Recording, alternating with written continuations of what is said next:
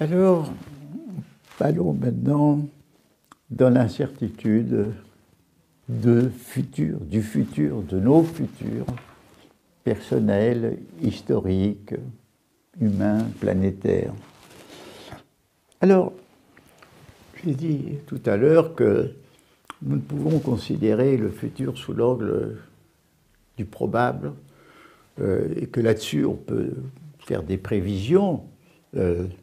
Nous pouvons voir, disons, la probabilité d'accroissement du nombre d'automobiles dans les pays émergents.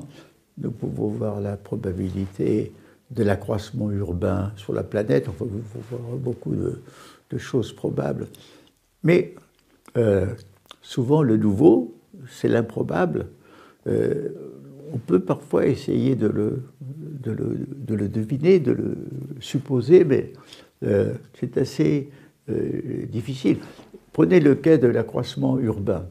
Bon, si ça continue, dans 30 ans, il y aura 86% des humains qui seront dans des villes, dans des mégapoles.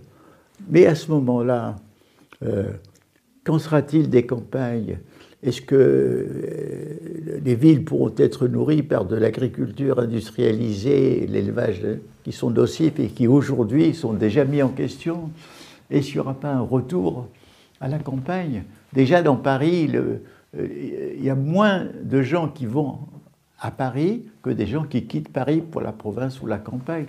On peut dire peut-être que le mouvement peut s'inverser.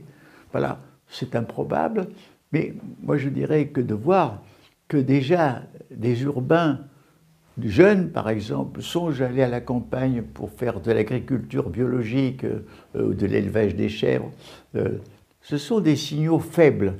Des signaux faibles, si vous voulez, qui, dans le fond, ne donnent aucune certitude, mais qui indiquent qu'il y a un mouvement qui commence et qui peut-être aura beaucoup d'avenir. Et ça, donc, ça fait partie un peu de notre problème. Prenez par exemple la question du danger que court la biosphère à cause des dégradations écologiques, des pollutions, etc. Bon. Ce danger, il a été signalé pour la première fois vers 1969-70, et notamment par un rapport qu'on appelait le rapport Meadows, où ce futurologue, ce scientifique, prédisait que, dans le fond, un mouvement de dégradation de la planète allait se produire et que, dans le fond, il fallait prendre des mesures de précaution. Il y a eu donc dans les années 70 cet appel, mais on peut dire qu'à l'époque, est-ce que c'était un signal fort?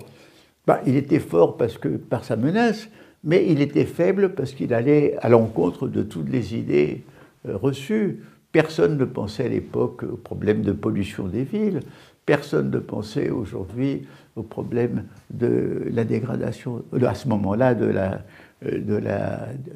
diminution de la biodiversité. Personne ne pensait donc à tous les problèmes qui aujourd'hui nous semblent évidents.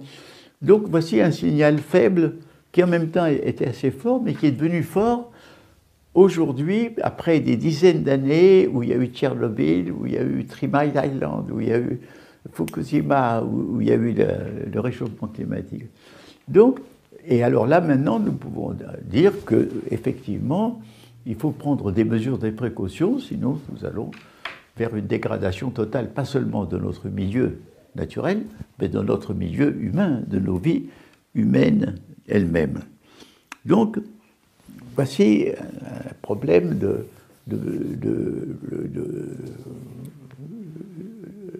réponse aux incertitudes et aux angoisses du futur.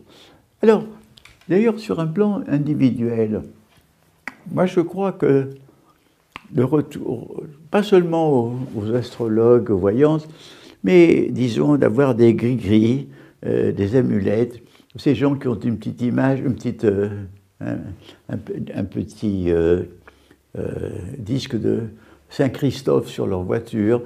Enfin, tous ces gens qui ont mille petites choses comme ça, de protection, mais moi je pense que c'est assez utile parce que ça leur donne une petite aide pour affronter le futur, à condition qu'ils ne croient pas qu'ils sont protégés à 100%. Donc, si vous voulez, je ne suis pas contre tous ces petits cris-cris, toutes ces choses-là. C'est pas mal du tout. Moi, j'en ai un ou deux d'ailleurs dans ma poche, mais enfin, j'en dis pas plus. Mais j'y crois pas tout en y croyant, vous savez, c'est un peu tout ça. Alors, moi, je crois que l'important, c'est de se préparer en esprit à ce fait que nous devons sans arrêt affronter des multiples incertitudes et de différents types ou de différentes qualités, personnelles, cognitives, historiques, etc., de crise. Bon, nous devons nous préparer, c'est-à-dire notre maxime doit être « attends-toi à l'inattendu ». Et notre idée, c'est d'essayer de nous guérir de cette addiction aux certitudes dans laquelle nous avons trop tendance à y aller, à nous plonger. Il faut nous guérir. Vous savez, il faut se rappeler que, bien entendu, nous avons besoin d'avoir d'éléments de certitude. Par exemple, l'assurance maladie, c'est très bien contre les dangers de la maladie. Les assurances sociales, l'assurance incendie, l'assurance cambriolage, tout ça, si vous voulez, c'est des choses qui peuvent nous aider à affronter les multiples incertitudes qui arrivent. Multiplions les sécurités, mais ne croyons jamais que nous allons acquérir la sécurité absolue. Ne croyons pas. Nous sommes dans une civilisation qui, je l'ai dit, fabrique du risque, en plus des risques continus de l'histoire humaine. Nous sommes dans une aventure humaine qui est une aventure elle-même inconnue. Elle est inconnue depuis la préhistoire, enfin pour ceux qui la vivent. Jusqu'à maintenant, nous ne savons pas ce qui va en sortir. D'ailleurs, on va examiner ça dans une ultime séance.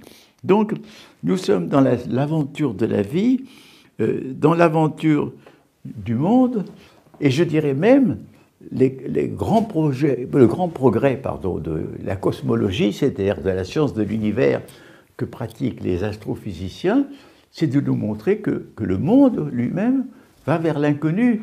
Il tente à se disperser sous la poussée d'une énergie noire, mais jusqu'où ira cette dispersion? Est-ce qu'il va se reconcentrer? Nous ne savons pas.